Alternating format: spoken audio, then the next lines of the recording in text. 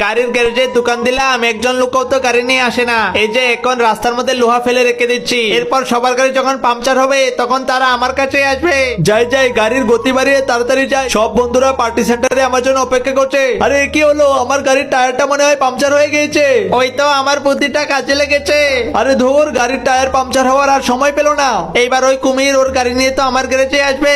এই যে বিড়াল মেকানিক, আমার গাড়ির টায়ারটা পাংচার হয়ে গিয়েছে, একটু তাড়াতাড়ি করে গাড়ির টায়ারটা চেঞ্জ করে দিন তো। আমাকে এক্ষুনি বন্ধুদের সাথে পার্টিতে যেতে হবে। হ্যাঁ হ্যাঁ, আমি আপনার গাড়ির টায়ার চেঞ্জ করে দেবো, কিন্তু তার জন্য 10,000 টাকা দিতে হবে। আচ্ছা ঠিক আছে, যা বলবেন তাই দিব, তাড়াতাড়ি ঠিক করুন। হ্যাঁ হ্যাঁ, আমার ব্যবসাটা তো ভালোই জমে উঠেছে। এইভাবে চলতে থাকলে তো আমি কয়েকদিনে কোটিপতি হয়ে যাব।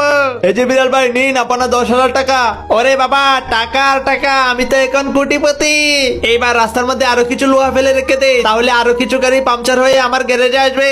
আরে আমি কি দেখছি, ওই বিড়ালটা রাস্তার মধ্যে লোহা ফেলে রেখে দিচ্ছে, আর সেই লোহাতে লেগেই মনে হয় আমার গাড়ির টায়ার পাংচার হয়ে গিয়েছিল। দাঁড়া বিড়ালের বাচ্চা, আমি রোলার গাড়ি নিয়ে আসছি, তোকে আজকে আমি পিষে মেরে ফেলবো। আরে বাবা কুমির, আমাকে ছেড়ে দাও।